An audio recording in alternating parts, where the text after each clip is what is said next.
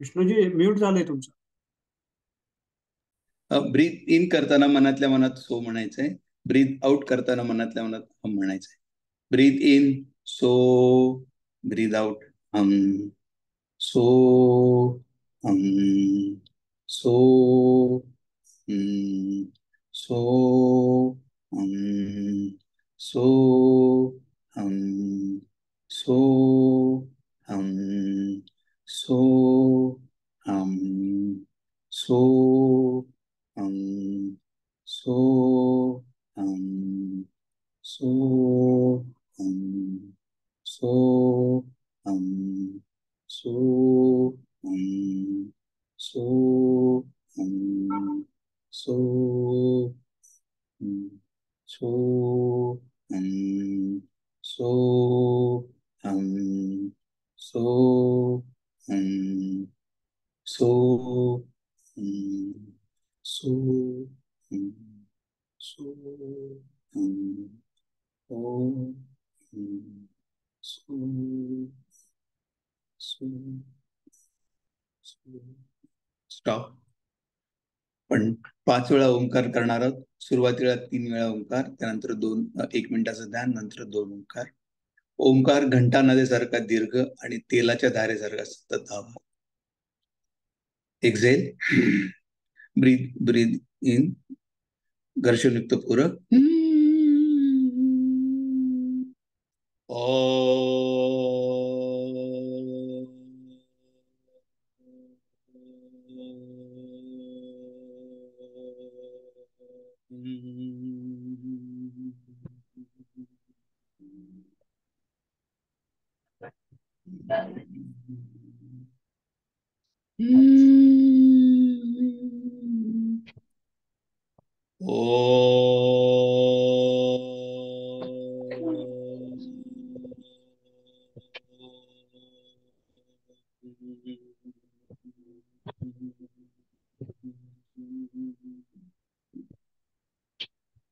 पूरक.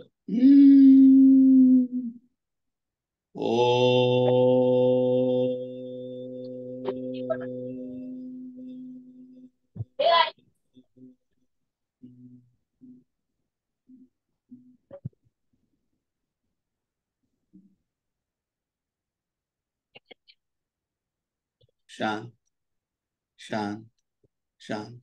आपण जो तो ओंकारचा नाद केलेला आहे, ओंकारचा जो ध्वनी केलेला आहे, तो मनातल्या मनात आठवून साठवण्याचा प्रयत्न करा.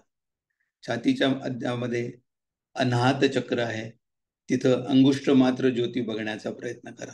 Try to visualise some side bright flame in chest area where Anahata chakra is situated. तिथं जर दिसत नसेल तर भ्रूमध्यमध्ये 2 भुवयाच्या मध्ये आज्ञा चक्र आहे, तिथं अंगुष्ठ मात्र ज्योती बघण्याचा प्रयत्न करा.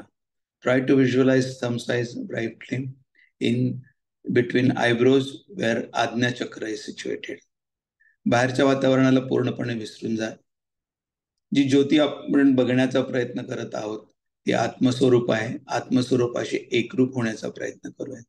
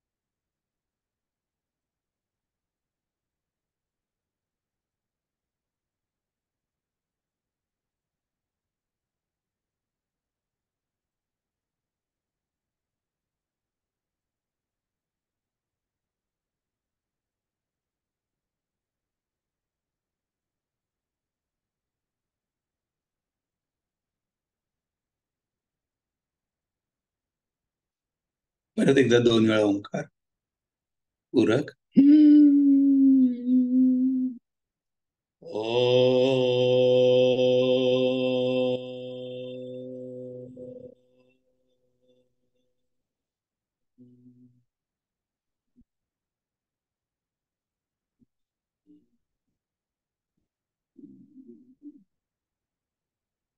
पूरक. ओ.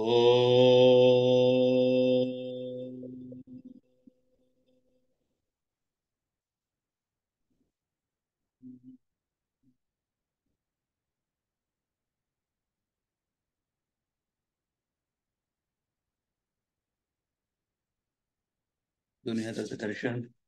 जी ऊर्जा आपण ओंकार साधनेच्या अभ्यासातून मिळाली त्या ऊर्जेचं संकलन पूर्ण शरीरभर करूयात. दोन्ही हाताने चेहरा कप करू.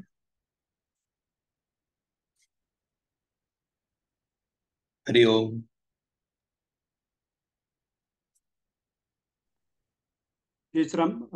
भगवद्गीता श्लोक 7, श्लोक 24, अध्याय 7. अव्यक्तं व्यक्तिमापन्नं मन्यन्ते माम बुद्धया परं भावमजानन्तो ममावय्यमतुन्नतम्. अविनाशी, अत्यंत उत्तम व श्रेष्ठ असे माझे स्वरूप न जाणणारे अल्पबुद्धी लोक अव्यक्त असलेल्या मला व्यक्त स्वरूपाने ओळखतात. परी तैसे न करीती प्राणिये वाया आपुली हिती वानिये पै पोहताती पानिये तळ हाती चेनी नाना अमृताच्या सागरी बुडीजे मग तोंडा का वज्र मिठी पाडिजे आणि मनी तरी आठविजे थिल्ल रोध काते. हे ऐसे काहीसे या करावे जे अमृती ही रिगोनी मरावे ते सुखे अमृत होऊनी का नसावे अमृतामाशी.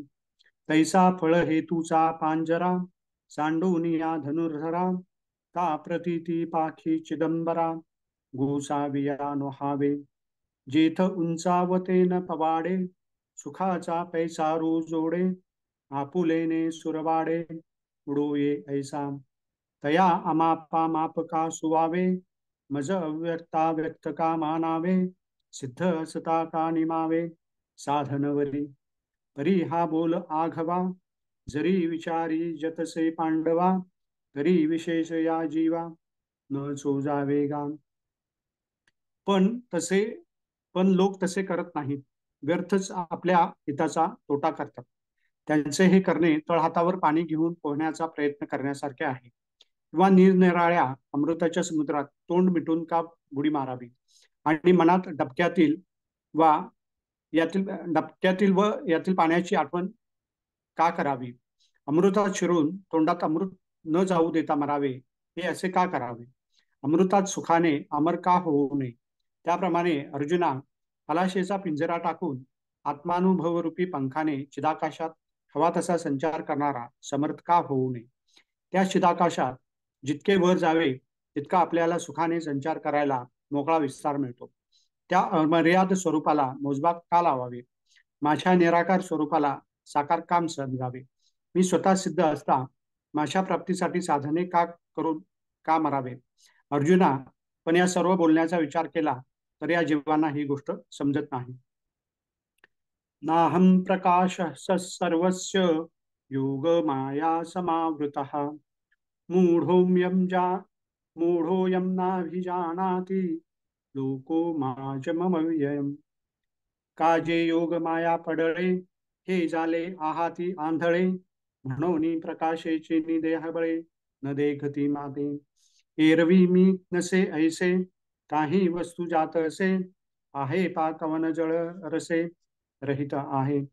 पवन कवनाते शिवेची आकाशेकेन समायेची हे असो मी एकमीची विश्वी असे. सर्वांना माझे ज्ञान नाही कारण योगमायेने मी आच्छादित झाला आहे व म्हणूनच हे मूळ जन्मरहित व नाशरहित असा मला जाणत नाही. जे जीव प्रकृती मायेच्या पडद्याने आंधळे झाले आहे म्हणून ज्ञानप्रकाशाच्या उजेडाने ते मला पाहू शकत नाहीत. एरवी मी ज्याच्यात नाही अशी एक वस्तू आहे काय. रसाशिवाय पाणी कोठे आहे काय. किंवा कोणाला स्पर्श करू शकत नाही किंवा आकाश कोणत्या स्थळी असू शकत नाही. परंतु हे राहू दे, मीच एक सगळ्या विश्वात व्यापून आहे. जय जय रघुवीर समर्थ.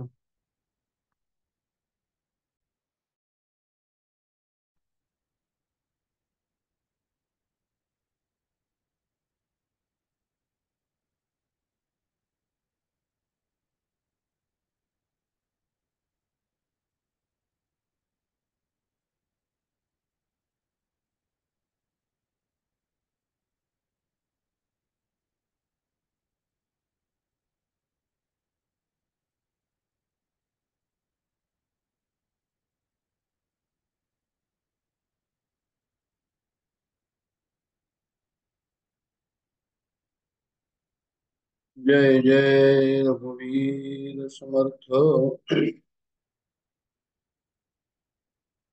गुरु ब्रह्मा गुरुर्विष्णू गुरुदेव महेश्वर, गुरु साक्षात परब्रह्म तस्मै श्री गुरुवे नमः। वसुदेव सुतं देवं कंसचाणूरमर्दनं देवकी परमानन्दं कृष्णं वन्दे जगत्। गोपाल कृष्ण महाराज की जय। जय जय रघुवीर समर्थ। त्या सर्वांना नम्र अभिवादन। माझा आवाज बरोबर येतो आहे असं मी समजतो. आपला विचार चाललेला आहे भगवद्गीता आणि ज्ञानेश्वरी मधून. सांगतात की भगवद्गीतेमध्ये पहिले 6 अध्याय जे आहे ते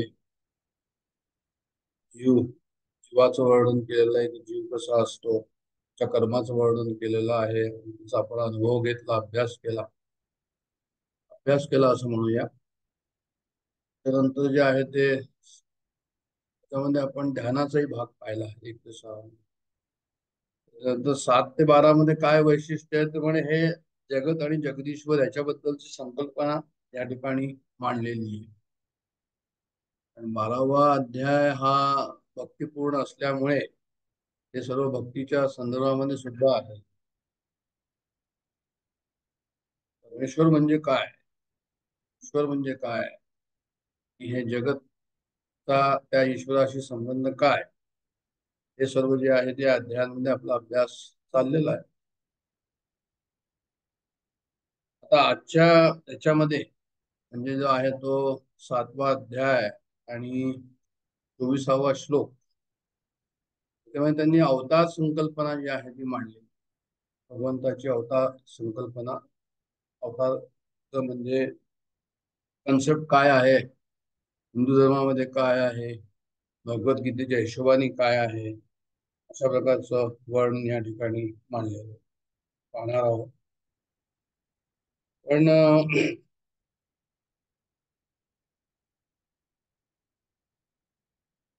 खरं म्हणजे काय चाललेलं आहे की सगुण उपासना, निर्गुण उपासना, सगुण देव, निर्गुण देव आणि आम्ही भक्त, याचा कसा संबंध आहे, सगुणाची उपासना करावी की निर्गुणाची उपासना करावी, दोघांचे करावे, सकाम उपासना करावी की करू नये, कोणती श्रेष्ठ उपासना वगैरे सर्व हे मी का बोलतोय की 21, 22, 23 मध्ये जे आहे ते हे सर्व वर्णन आपण पाहिलेलं आहे मागच्या 4 श्लोकांमध्ये. सकाम भक्ती म्हणजे काय, करावी की नाही करावी, जे आहे ते. कारण हे मी का म्हणतो या ठिकाणी की आपल्याला हे सर्व प्रकारे हे असतात, म्हणजे मनामध्ये शंका असतात की मी याची उपासना करतो आहे ती बरोबर आहे की नाही, शास्त्र शुद्ध आहे की नाही, मला काय फळ मिळेल, मिळेल की नाही मिळणार फळ, आम्ही जो अभ्यास करतो त्याची संगत कशी या साधनेशी, हे सर्व जे विचार, हे जे विचार आपल्या मनामध्ये असतात त्याच्याबद्दलच जे आहे ते आपण या ठिकाणी सर्व वर्णन पाहतो आहोत. तर म्हणजे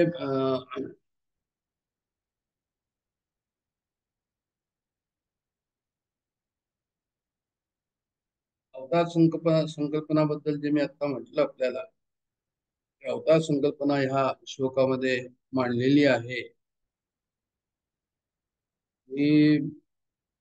जे आहे ते इन्कार्नेशन ऑफ गॉड. अवतार संकल्पना कशी आहे, म्हणे अवतारी पुरुष जर आपल्या समोर आला, अवतारी महात्मा आपल्या समोर आला तर आपलं कल्याण लवकर होईल, म्हणून त्या अवताराचं महत्व आहे, महात्म्य आहे. कारण ते महात्मा कसे असतात की they are all blessed by special power say like this, आणि ते लवकर जे आहे ते जनमानसाचं कल्याण करू शकतात. एवढंच की आपल्याला त्याच्यावर भेद असायला हवा. म्हणजे काय होतं पुष्कळ वेळा की म्हणजे आपल्याला त्याच्यावर श्रद्धा विश्वास नसतो त्यांच्या अवतारावर. पुष्कळ वेळा काय होतं की आपण त्यांना त्यावेळेस ओळखूनही पावत, त्यांना असं वेडा वगैरे असं पागल समजतो. गजानन महाराज झाले, आपले शिर्डीचे साईबाबा झाले, त्यावेळेसच्या लोकांनी त्यांना किती ओळखलं त्या प्रसंगात. रामकृष्ण सुद्धा पागलबाबा म्हणून जे आहे त्याच्याबद्दलचे बरेचशे लोकांची धारणा अशा प्रकारची होती. दुसरी धारणा होती की ते देवीचे भक्त आहेत. दुसरी धारणा म्हणजे फार कमी लोकांना होती की नाही, हा अवतारी पुरुष. सांगतात तर असं की आपल्याला त्या ठिकाणी श्रद्धा, विश्वास हे आवश्यक असणं जरुरी आहे आणि ओळखणं सुद्धा जरुरी आहे. जेव्हा आम्ही अवताराचं वर्णन करतो, अवतार म्हणजे काय, तर म्हणजे सगुण ब्रह्म ईश्वर जो आहे तो आपल्या सर्व शक्तीनिशी प्रगट झालेला आहे. भगवान श्रीकृष्णानं जर आपण म्हटलं की बाबा भगवान श्रीकृष्ण अवतार होते म्हणजे काय झालं, त्याच्यामध्ये आता असं आलेलं आहे, त्यांचा जन्म आपल्यासारखा झाला का, आपला जन्म कर्मामुळे होतो, त्यांचा जन्म त्याच्या तशा प्रकारे झाला का, आणि ते सगुण ब्रह्म जर ईश्वर असे होते ते त्यावेळेस जनमानसामध्ये कशा प्रकारे आले, तर त्याचं उत्तर अशा प्रकारचं आहे की ते त्यांनी असं सांगितलं की बाबा मी जो आहे तो अवतार आहे आणि अवतार मी योग मायेमुळे जागला गेलेला आहे. हा जो श्लोक आहे आजचा की अव्यक्त व्यक्ती मापन्नम मन्यते माम बुद्धया परम भाव मजानंतो ममावया मनुत्तम, त्यांना असं म्हणणं की बुद्धिहीन माणसे माझ्या परम अविनाशी आणि सर्वश्रेष्ठ भावाला न जाणता अव्यक्त मला मनुष्याप्रमाणे शरीर धारण करणारा मानतात. म्हणजे अव्यक्तम म्हणजे मन इंद्रियांच्या ला ज्याचं प्रमाण नाही, म्हणजे आम्हाला ते कळणार नाही मन इंद्रियांना, ते अव्यक्त व्यक्तिमापन म्हणजे व्यक्तिभावामध्ये प्राप्त झाले, व्यक्ती स्वरूपाला प्राप्त झाले. कोण? भगवान श्रीकृष्ण. म्हणणे मानतात माम बुद्धया, ज्यांची बुद्धी थोडी कमी आहे, अल्पबुद्धी ज्याला म्हटलेलं आहे. इथे निर्बुद्ध नाही म्हटलंय, अबुद्ध म्हटलंय, कमी बुद्धी असं. परमभाव माझ्या आनंद म्हणजे माझं जे निर्दिशय स्वरूप आहे, परम स्वरूप आहे, माझं जे अस्तित्व आहे, माझी जी सत्ता आहे, त्याला न जाणून आणि ममाव्यय अनुत्तम म्हणजे मम अव्ययम अनुत्तम म्हणजे माझ्या अविनाशी व्यवहारही सर्वोत्तम सर्वश्रेष्ठ स्वरूपाला जे आहे ते जाणत नाही.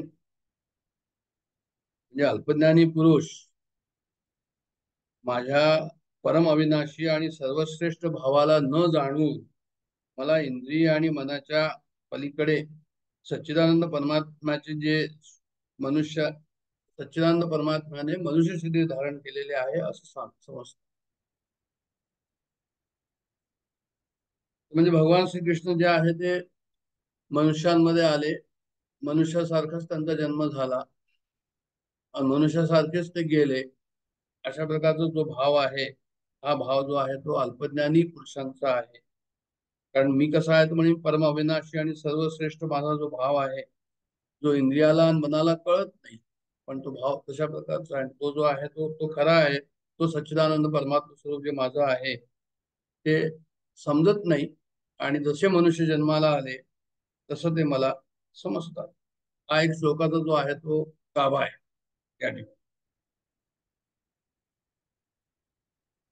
तर म्हणजे त्याला असं म्हणायचं या ठिकाणी भगवंताला की भाई तुम्ही असं समजता, पण खरं काय आहे की नाही, हा माझा अवतार आहे आणि ह्या अवतार सर्व जे आहे ते मनुष्य जन्मापेक्षा वेगळे असतात. म्हणजे आमचे जन्म कसे आहेत म्हणजे कर्मजन्य जन्म आहे, जसं आम्ही कर्म करू त्याप्रमाणे मला पुढचा जन्म मिळेल. सच्चिदानंद कसा आला तर म्हणे नाही, म्हणे त्याला ह्याच्याशी काही संबंध नाही. तर we are force by the we are pushed by the forces of karma असं म्हणूया. तर भगवंत तसे नाही, भगवंताला एक पर्पज आहे, म्हणजे परित्राणाय साधूना तशा प्रकारचं ते आहे की ते जनकल्याणाकरता या ठिकाणी आले. आमचं कल्याण कसं आहे म्हणजे आमचंही पर्पज आहे, मोक्षप्राप्ती आमचं पर्पज आहे, पण भगवंताचा पर्पज आहे की आमचं कल्याण व्हावं. त्याच भगवंता मला जो आहे तो त्याला काही पास्ट कर्म फ्युचर कर्म, भगवंताला कर्माबद्दल ते भगवंताचं ते तेवढंच मिशन आहे. आणि भगवंत जे आहे ते नेहमीच एनलाइटेड आहे. ते प्रकाश स्वयंप्रकाश आहे, स्वयंसिद्ध आहे. आणि आम्हाला काय की स्वयंप्रकाश काय आहे ते आम्हाला समजायचं आहे. मोक्ष काय आहे तो आम्हाला समजायचा आहे. भगवंत जो आहे तो मोक्षाप्रतच नेहमी आहे. अशा प्रकारचं जे आहे ते अवताराचा आणि आपला मनुष्य जन्माचा संबंध या ठिकाणी दाखवला. जे भगवान योग मायेला आधार करून, मायेला आधार करून ते या तलावर आले. एक स्पेशल पॉवर अशी होती, त्याला आम्ही अवतार म्हणतो. सर्वच लोक असं मानतात का? इतर धर्मामध्ये तसं मानतात का? असं जर आपण पाहायला गेलो तर आपल्याला कळेल असं की नाही म्हणे. इस्लामामध्ये जे आहे ते इस्लाम लोक नाही मानत त्याला. प्रॉफेट मोहम्मदला म्हणजे ते असं समजतात एक स्पेशल पॉवर होती. ख्रिश्चन मध्ये सुद्धा जो आहे ते म्हणतात सन ऑफ गॉड वगैरे. पण तसं म्हणजे जे आहे त्यांनाही त्या ठिकाणी जे आहे ते स्पेशल बिईंग म्हणून त्यांची जी आहे ती व्याख्या केली. इव्हन हिंदू धर्मामध्ये सुद्धा बुद्धिझम मध्ये बुद्ध लोक ईश्वराला मानत नाही. मग ईश्वराला जर मानत नाही तर मग ईश्वराचा अवताराचा प्रश्नच उठत नाही. एवढंच आहे की त्यांच्या धर्मामध्ये ते बुद्धाला जे आहे ते अवतार म्हणून पुजतात, बोधिसत्वाला पुजतात. पण बुद्ध धर्म म्हणून जो आहे तो असा अवताराचा संकल्पना त्या ठिकाणी जैनांमध्ये आहे का थोडी नाही. जैनांमध्ये तशी संकल्पना नाही अवतार. त्यांचे सुद्धा तीर्थंकर झाले स्पेशल बिईंग म्हणूया, स्पेशल पॉवरफुल बिईंग. सिखिझम मध्ये असं आहे का? म्हणजे सिखिझम मध्ये ते भगवंत मानतात. लोक भगवंताला कबूल करतात पण ते अवताराला नाही करत. त्यांचे ते आपले 10 गुरु झाले आणि शेवटी जेव्हा 10 गुरु झाले तर 10व्या गुरुने सांगून दिलं गुरुदेव की आता हा जो आपल्या समोर ग्रंथ आहे सिखांचा जो, त्यालाच तुम्ही धर्मगुरु समजा त्या ग्रंथाला, आणि याची जी आहे तुम्ही गुरु म्हणून पूजा करा. अशा प्रकारे त्यांच्याकडे ती संकल्पना आहे. चांगला एक थोडासा आपल्याला अंदाज यायला पाहिजे. जेव्हा अवतार संकल्पनेचा आम्ही या ठिकाणी अभ्यास करतो आहोत तर इतर धर्मामध्ये कशा प्रकारचे जे आहे ते अवताराची एक संकल्पना मांडलेली आहे हे या ठिकाणी जे आहे ते दाखवलेलं आहे. पण शेवटी काय आहे की आपला जो मुख्य उद्देश काय आहे हे नुसते आपण एक माहिती म्हणून करतो आहोत.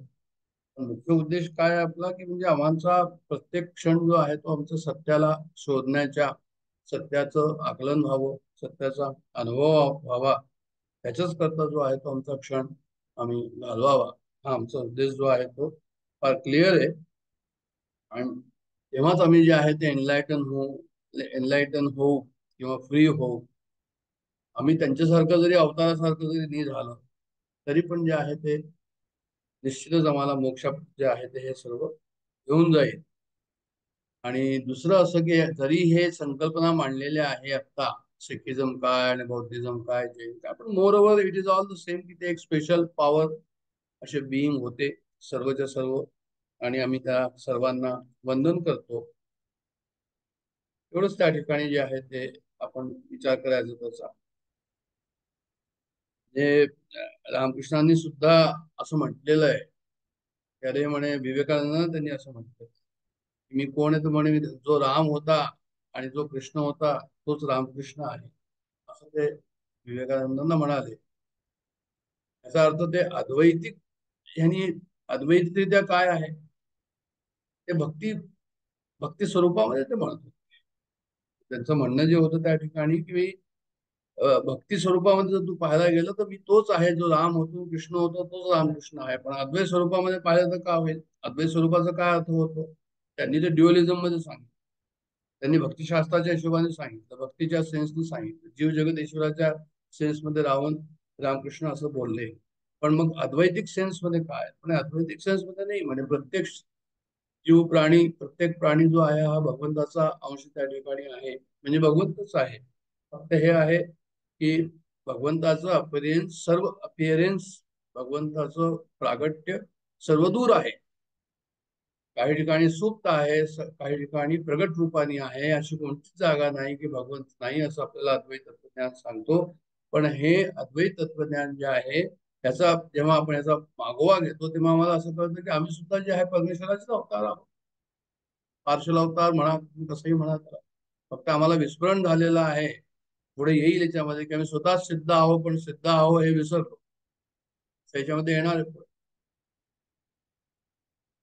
जेव्हा रामकृष्णांना तोतापुरी भेटले तर तोतापुरांनी रामकृष्णांना ओळखलं की अरे हा जो आहे हा, त्यांनी सांगितलं की I know who you are, असं तोतापुरींनी रामकृष्णांना सांगितलं. नंतर काय झालं की ते रामकृष्णांना जे आहे ते देवीची सगुण भक्ती जी होती, सगुण समाधी होती, तर निर्गुण समाधी त्यांची लागेना.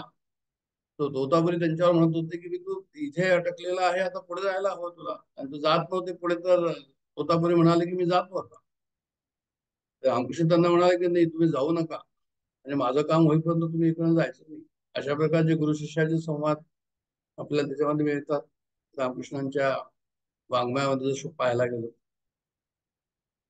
सांगा तात्पर्य असं या ठिकाणी की आम्ही जेव्हा या ठिकाणी सगुण उपासना, निर्गुण उपासना आणि सगुण अवतार याची जेव्हा आम्ही या ठिकाणी अभ्यास करतो आहोत, आम्हाला हे एक स्पष्टता या ठिकाणी यावी की आम्ही जे आहे ते जेव्हा रामकृष्णांना देवीचं जे हे झालं, देवीचं सगुण स्वरूप समजलं, त्यांची एक प्रकारे सगुण समाधी होती किंवा सगुण दर्शन.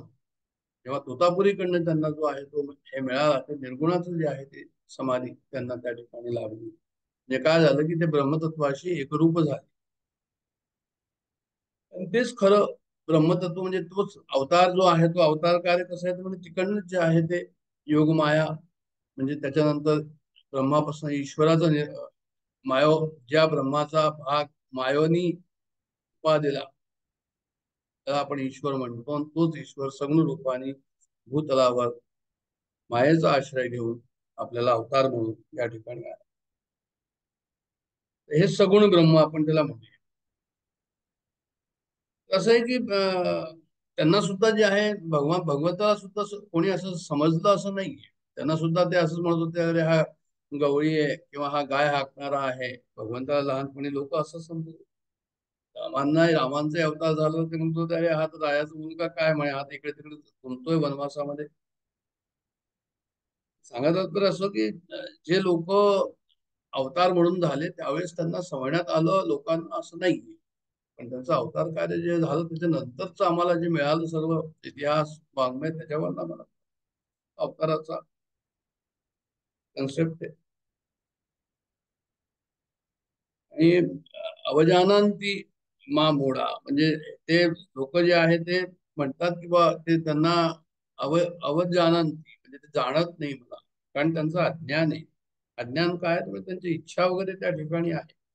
आणि इच्छा असल्यामुळे काय होतं की त्यांना नाही कळत की हे अवतार आहे म्हणून, असं असं त्यांना म्हणायचं आहे. तर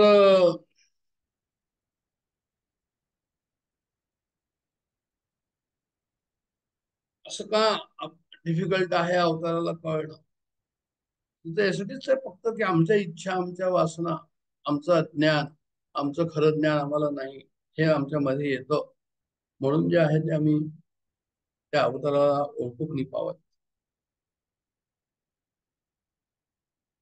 जे योग माया ज्याला आपण म्हणतो की 3 गुण आहे, त्या 3 गुणांचा योग घेऊन ती योगमाया जी आहे ती त्याच्या साह्याने भगवंत जो आहे तो आपल्या समोर आहे.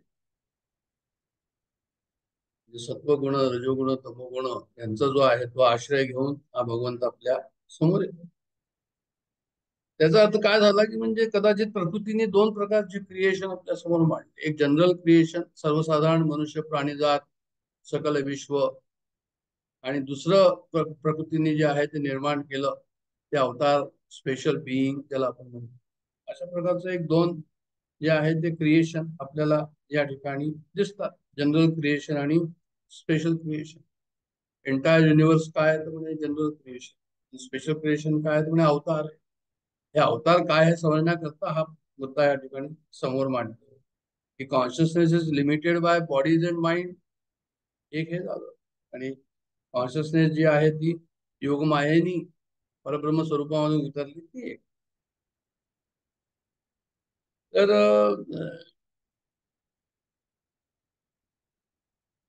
ते काय येतात खाली म्हणते अवतार कार्य म्हणून ते इन्फानाइट जो आहे तो फायनाइट होतो. म्हणजे जो व्यापक आहे तो संकीर्ण होतो. आणि तो काय इथे येतो योगमायाचा आश्रय घेऊन, म्हणे आपली लीला करण्यात, टू प्ले द ड्रामा, आपला लीला कार्य करण्याकरता म्हणून ते इथे येतात. हे त्यांचं स्पेशल मॅनिफेस्टेशन.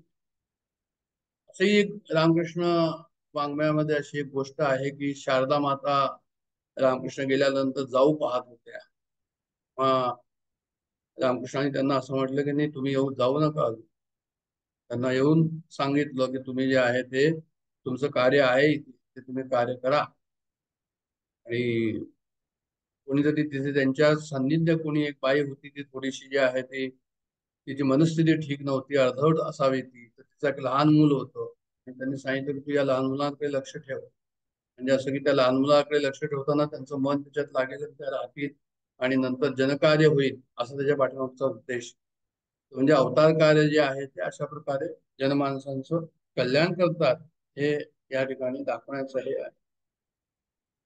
असंही सांगतात की म्हणे जेव्हा बाप्तिझम, जीसस जेव्हा बाप्तिझम करता गेले होते त्यांच्या गुरुकडे, त्यांनी म्हटले की अरे तुम्ही स्वतःच परमेश्वर आहात, मी तुम्हाला काय बाप्तिझम करणार, तुम्हीच मला करायला पाहिजे. तर जीससने म्हटलं की नाही, जे प्रघात आहे तो प्रघात जो आहे तो चालू द्या, प्रघाताला जे आहे ते तडा लावू देऊ नका.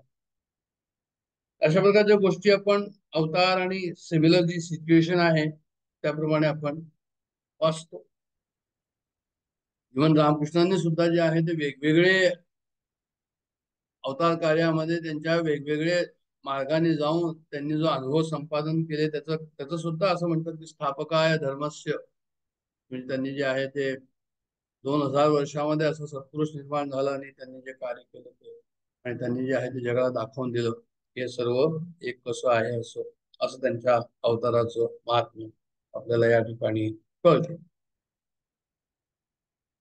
पण आता हे थोडस ह्याचा बॅकग्राऊंड पाहून आणि ह्या श्लोकावर आपण येतो आहोत की अव्यक्तम व्यक्तिमापन जे आहे या ठिकाणी.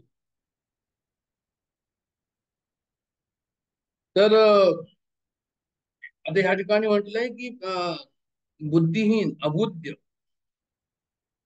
माम बुद्धया अबुद्धया, अबुद्ध बुद्धिहीन माणसं म्हणजे काय की बुद्धिहीन माणसं म्हणजे बुद्धीचा अभाव म्हणून म्हटलेलं आहे. बुद्धी नाही असं नाही, पण बुद्धीचा अभाव आहे. आता बुद्धीचा अभाव असे अल्पबुद्धी लोक जे आहेत त्यांची व्याख्या काय केली भगवद्गीतेने, वेगवेगळ्या भाष्यकारांनी काय व्याख्या केली या ठिकाणी. त्यामुळे ज्यांची श्रद्धा भक्ती परमेश्वराविषयी नाही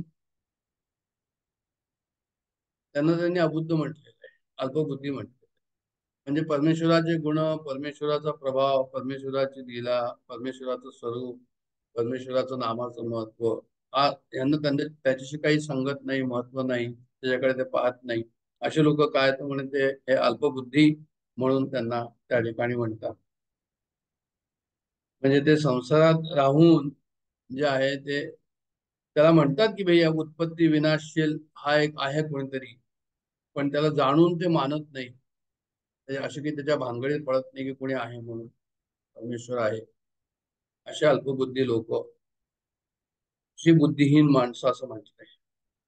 आणखीन अल्पहीनाचं त्यांनी दाखवलं या ठिकाणी, ज्यांना आत्मानात्म विवेक नाही त्यांनाही त्यांनी अल्पबुद्धी म्हटलं. म्हणजे तत्वाचा निर्णय करण्याची ज्यांची बुद्धी नाही, तत्वाचा निर्णय करणं आला तर मग ते जे आहे ते विवेकी पुरुष. पण यांना तत्वाची त्यांना असं करता येत नाही की आत्मा काय अनात्मा काय, विवेक त्या ठिकाणी जागृत करून खरं काय ते ओळखावं, त्याच्यामध्ये दृढ व्हावं, तशी इच्छा व्हावी, त्याप्रमाणे करावं, असं काहीच त्यांना जे आहे ते नाही. असे ते अल्पबुद्धी लोक, बुद्धिहीन माणसं अबुद्ध. आणखीन भाव भाष्यकारांनी या ठिकाणी वर्णन केलंय की ज्यांच्यामध्ये कामना खूप आहे. त्या कामना कशा आहे त्या लोकांच्या, तर म्हणजे त्याच्यामध्ये कायम त्या कामना राहत नाही. त्या कामना ते कायम ठेवू शकत नाही, कायम राहत नाही. त्या कामना पूर्वी नव्हत्या, आता ते निर्माण झाल्या, आता त्या कामना जातात आणि पूर्ण झाल्यावर त्या कामना राहत नाही, अपूर्ण झाल्यावर सुद्धा त्या कामना जातात. वास्तविक त्यांच्या कामनेला सत्ताच नाही, अशा प्रकारचं जीवन ज्यांचं असतं असं सांगायचं या ठिकाणी. अल्पबुद्धी लोकांचं जीवन जे आहे ते कशा प्रकारचं असतं. आता हे सर्व मी काय एवढं डिटेल सांगतोय की म्हणजे आम्ही आपल्याला हे करून घ्यावं की आमचं जीवन कुठे चाललेलं आहे, कशात चाललेलं आहे, भगवत स्मरणात चाललेलं आहे की वासना विचारांमध्ये चाललेलं आहे, कुठे आम्हाला सुख प्राप्त होतं आणि आमची यात्रा बरोबर चाललेली आहे की नाही, आमची साधना बरोबर चाललेली आहे का, हे सर्व जे आहे ते आपल्याला हे पॅरामीटर्स या ठिकाणी अशा प्रकारचा अभ्यास करून समजतात की अल्पज्ञानी आम्ही आहो का, अल्पबुद्धी आम्ही आहो का. आणि असं सर्व माहिती असून सुद्धा आता हे सर्व मी बोललो, मी पण तुमच्यामध्ये सामील आहे आणि याचा त्याग करू शकत नाही का, एवढं सर्व अभ्यास करून गिरवून त्याचं पक्क करून की काय म्हणणं आहे भगवद्गीतेला, भाष्यकार काय त्याच्याबद्दल इंटरप्रिटेशन करतात आणि ते सर्व नीट समजून घेऊन तरीही त्या कामनांचा, त्या वासनांचा आम्हाला त्याग करता येतो का, की आम्ही म्हणतो की त्याग करू शकत नाही. आम्ही जर त्याग करू शकत नाही तर मग आम्ही अल्पज्ञानी जे आहे ते झालो असं म्हणायला हरकत नाही. म्हणजे अल्पज्ञानीपणा नको आम्हाला, हे कशा करता की आम्हाला ह्या ठिकाणी ह्या ज्ञानामध्ये आम्हाला सुख नाही हे आम्हाला निश्चित समजून गेलेलं आहे. शाश्वत सुख या ठिकाणी नाही हे आम्हाला परत परत याला आता एव्हिडन्स द्यायची जरूरत आमच्या जीवनामध्ये आम्हाला नाही. आम्ही पाहत आलो हे सर. आणि अल्पज्ञानी कामनेमुळे म्हणजे या कामनेमुळे, या इच्छांमुळे, या डिझायर, या वासना जे आम्ही रात्रंदिवस त्याच्या पाठीमागे लागलेलो आहोत, त्याच्यामुळे काय होतं की म्हणजे ज्ञान झाकलं जातं. खरं ज्ञान जे आहे, भगवंत कोण, मी कोण, भगवंत कोण आणि खरा मी जो आहे तो जो कोणी आहे त्याला मी कसं प्राप्त करावं, ह्याच्याबद्दलचं साधन साध्य हे सर्व ज्ञानाबद्दलचं जे आहे प्रकरण, ते काय होतं तर म्हणे ते वासना आमच्या समोर आल्यावर ते सर्व एक खूप मोठा पडदा, जाड पडदा त्या ज्ञानामध्ये आमच्यामध्ये येतो. त्या वासना जो आहे तो परमेश्वर स्वरूपामध्ये कडे आम्हाला जाऊ देत. आम्ही काय करतो, आमच्या स्वरूपाला न जाणल्यामुळे, आमचं शांत स्वरूप कोणतं, आमचं सुख स्वरूप कोणतं हे न जाणल्यामुळे, का न जाणल्यामुळे, कामनेमुळे न जाणल्यामुळे आम्ही काय करतो, आम्ही देवतेंकडे ओढले जातो. हा सर्व चॅप्टर्स जो आहे तो हा भाग त्याच्याबद्दलच चाललेला आहे की आम्ही देवतेकडे ओढले जातो. मग देवतेकडे गेल्यानंतर आम्ही त्यांची सकाम भक्ती करतो, पुरस्चरण करतो, पारायण करतो, विधीपूर्वक काही वृतसंकल्प करतो आणि त्या ठिकाणी जे आहे ते संसारामध्ये काय आम्हाला हवं त्याच्याकरता आम्ही त्याच्या मागे जातो. त्याच्या मागे जावं की न जावं हा एक वेगळा प्रश्न आहे, हा ज्याचा त्यांनी निर्णय करावा. पण तो निर्णय करताना एक स्पष्टता असायला हवी की देवतांचं स्वरूप कशा प्रकारचं आहे आणि देवतांचं आम्हाला पूजन करताना आणि सकाम कर्म करताना जे आहे ती काय मिळणार आहे आणि काय मिळवायला हवं, हे सर्व जे आहे त्याची स्पष्टता करून जे आहे ते आम्ही आमचे निर्णय आम्हाला हा अभ्यास करून घेता येईल. निश्चितच जो आहे तो त्याचा मला हे सर्व अभ्यास करताना फायदा झालेला आहे की संकल्पना ज्या आहेत ते स्पष्ट होतात की आम्ही काय करायला हवं. कारण हे सर्व आमच्या डे टू डे लाईफ मध्ये हे सर्व प्रश्न आम्हाला आहे. हे जे भगवंताला देवतासारखं मानतात, तर इव्हन भगवान कृष्णाला सुद्धा ते देवतासारखे नाही, भगवान साध्या माणसासारखं मानत होते अशी लोक आहेत. त्यालाही त्यांनी जे आहे ते म्हणजे अल्पज्ञानी म्हटलेलं आहे. म्हणजे त्यांना असं म्हणायचं या ठिकाणी की जसे इतर प्राणी कुणाच्या घरी जन्म होतो, काही काळ राहतात आणि नंतर मृत्यू होतो, तसं भगवान श्रीकृष्ण जे आहे वसुदेवांच्या घरी त्यांचा जन्म झाला.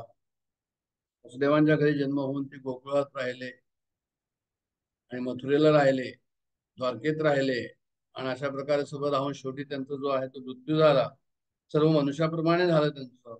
अशा प्रकारे जे आहे त्यांचा जो भाव असतो, मनुष्यामध्ये आणि कृष्णामध्ये अंतर नाही, याच्याबद्दल ते म्हणतात की त्याला ते बुद्धिहीन माणसं या ठिकाणी म्हणतात आहे की ती माणसं कशी आहे, बुद्धिहीन आहे म्हणून.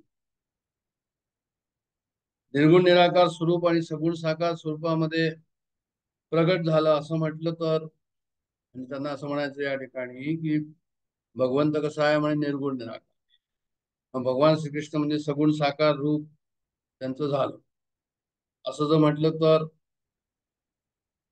त्यांनी म्हटलं की भगवंत म्हणतात की नाही म्हणे मी तर जे आहे ते अजन्म आहे. भगवंत म्हणतात की मी अज असून प्रगट झालो. अविनाशी असून अंतर्धान पावलो. मी अजन्मा, माझ्या दिव्य शरीराचा नाश होत नाही. मी जरी सर्व प्राणी मात्रांचा ईश्वर आहे, म्हणजे उत्पत्ती स्थितीला ह्याला कारण आहे, तरी मी माझ्या मूळ दिव्य रूपामध्येच अवतीर्ण झालो. म्हणून निराकार असताना साकार होण्यात किंवा साकार असताना निराकार होण्यात भगवंताच्या ठिकाणी काही फरक झाला असं नाही, हे सांगायचं. आणि असं जाणणं की काहीतरी फरक झाला भगवंतामध्ये, निराकाराचं रूप साकारामध्ये झालं, मग काही फरक झाला परत निराकारामध्ये गेलं, म्हणजे काहीतरी चेंजेस त्या ठिकाणी आले, हे समजणं, त्याला त्यांनी अल्पबुद्धी असं म्हटलं. ते चौथा जो श्लोक हे आहे, चौथा अध्याय आणि 6वा श्लोक जो आहे, तो या ठिकाणी हाच आहे की मी जो आहे तो अजय असून प्रगट झालो वगैरे असं. दुसरं आणखीन त्यांनी पुढे या ठिकाणी म्हटलंय की मी केव्हा येतो, याचाही आपल्याला श्लोक माहिती आहे भगवद्गीतेमध्ये, की भगवंताचा अवतार केव्हा. म्हणजे आता आपण काय आता ठरवलं की भगवंताचा अवतार म्हणजे काहीही भगवंताच्या स्वरूपामध्ये चेंज झालेलं नाहीये. निराकाराचा साकार झाला आणि नंतर साकाराचा निराकार झाला असं काही नाहीये, असं हे आपल्याला भगवद्गीता या ठिकाणी म्हणजे नीट अगदी स्पष्ट करून सांगते की योगमायेचा आधार घेऊन ते आले असं म्हणते. त्यांच्यामध्ये काही फरक पडला का भगवंतामध्ये, ते म्हणे नाही. कशा करता आले इथे, तर म्हणे यदा यदा धर्मस्य ग्लानिर्भवति भारत किंवा परित्राणाय साधूना विनाशाय दुष्कृता. तर हे कारण त्याचं जे आहे ते होतं असं आपल्याला जे आहे त्यांनी या ठिकाणी सुचवलं की भगवंत याच्याकरता येतात. तर भगवंताचं म्हणजे निर्गुण स्वरूप काय आणि सगुण स्वरूप काय, हे दोन्ही नित्य आहे. हे फार महत्वाचं आहे. अवतार जेव्हा आम्ही म्हणतो, भगवंताचं स्वरूप म्हणतो, भगवान श्रीकृष्ण काय होते, भगवान श्रीराम काय होते, याची स्पष्ट संकल्पना घेण्याकरता आम्हाला एक निश्चित असं एक सूत्र मिळालेलं आहे की त्यांच्या निर्गुण स्वरूपामध्ये आणि सगुण स्वरूपामध्ये काहीही कशा प्रकारचा फरक झालेला नाही. ते तसंच नित्य आहे, ते तसंच दिव्य आहे. ते आपल्या अचिंत्य अलौकिक दिव्य स्वरूप, स्वभाव, त्यांचा प्रभाव व गुणांना घेऊनच मनुष्य रूपामध्ये त्यांनी अवतार घेतला योगमायेच्या आश्रय. परत परत मी का म्हणतो या ठिकाणी की आम्हाला जेव्हा आम्ही रामाच्या दर्शनाला जातो, जेव्हा आम्ही कृष्णाच्या दर्शनाला जातो, तर भगवंताचं स्वरूप त्यावेळेस कसं होतं आणि निर्गुण स्वरूपामध्ये आणि त्यांच्या स्वरूपामध्ये काय फरक होता, हे आपल्याला ह्या ठिकाणी भगवद्गीता अव्यक्तम व्यक्तिमापन्न मन्यते माम बुद्ध या श्लोकात आम्हाला सांगते. अवतार कार्याचं रहस्य सांगते. अवतार कार्याची संकल्पना या ठिकाणी स्पष्ट करते आम्हाला की अवतार म्हणजे काय, एक्झॅक्टली काय झालं. म्हणजे अन्य प्राण्यांप्रमाणे त्यांचं शरीर संयोग वियोगाने प्रगट झालं आणि मग संयोग वियोगाने म्हणजे मरणही आलं, म्हणजे त्यांना जन्म आणि मरण त्याप्रमाणे आला असं नाहीये. त्यांचा प्रादुर्भाव होणं हेच जन्म आणि त्यांचं अंतर्धान होणं हेच त्यांचं मृत्यू. असं ते परमेश्वराचं स्वरूप अवतार कार्य या ठिकाणी अवताराबद्दलची त्यांनी संकल्पना या ठिकाणी मांडलेली. मग सगुण साकार परमेश्वरच निर्गुण साकार आहे का? सगुण साकार आणि निर्गुण साकार म्हणजे परमेश्वर म्हणजे ईश्वर आणि भगवान श्रीकृष्ण भूतलावर. तर म्हणे की काय आहे, तर त्यांचं असं म्हणणं की परत ह्याच्यामध्ये सुद्धा जे आहे ते फरक नाहीये. ते व्यक्तही आहे आणि ते अव्यक्तही आहे. ते लौकिकही आहे आणि अलौकिकही आहे. म्हणजे गीता काय म्हणते की साकारापासून निराकारापासून साकार निर्माण झालं आणि काहीतरी वेगळं झालं असं नसून, एखाद्या बिल्डिंगचं कसं खालचा मजला आणि वरचा मजला असतो, ते बिल्डिंग एकच असते, तर तशाच प्रकारचं हे आहे की साकार आणि निराकार जे आहे ते कसे आहेत, म्हणजे ते आपल्याला एकच आहे, वेगळे नाही असं त्यांनी या ठिकाणी दाखवलेलं. म्हणजे आपण जर तसं पाहायला गेलो तर आपण हे पहा की 9व्या ह्याच्यामध्ये जर चौथा आपण श्लोक घेतला तर तो आपल्याला काय म्हणतो, म्हणजे चौथा श्लोक हे सांगतो आपल्याला की मया तदमिदं सर्वं जगद्व्यक्त मूर्तीना मस्थानी सर्वभूतानी च नाहम तेषु अस्तित्व. ते जे आहे ते मी निराकार, त्यांनी इथे म्हटलंय की हा सर्व संसार माझ्या निराकार स्वरूपाने व्याप्त आहे, संपूर्ण प्राणी माझ्या स्थित आहे. तर सांगा तात्पर्य असं या ठिकाणी की त्यांनी इथे सांगितलंय की प्रत्यक्ष या जितक्या मूर्ती आहेत त्या सर्व कशा आहेत, पण या सर्व भगवंताच्याच आहे, पण भगवंताच्या स्वरूपामध्ये फरक आहे असं नाहीये. भगवंतानी हा आपल्याला अव्यक्त मूर्ती असं म्हटलेलं आहे, म्हणजे आम्ही सुद्धा भगवंताची अव्यक्त मूर्तीच आहोत. पण आम्ही जर भगवंताची अव्यक्त मूर्ती आहोत, आम्हाला कसं राहायला पाहिजे? जर भगवंतानी असं म्हटलं की मया तत्विदम सर्व जगत व्यक्त मूर्तिमान, म्हणजे मी माझ्या अव्यक्त रूपाद्वारेच हे सर्व जे आहे ते या जगतामध्ये कार्य करतो आहे, मी तोच आहे म्हणून, असं म्हणजे वेगळं आणखी काही नाही. मी माझ्या अव्यक्त रूपानेच हे सर्व जगत व्यापलेलं आहे.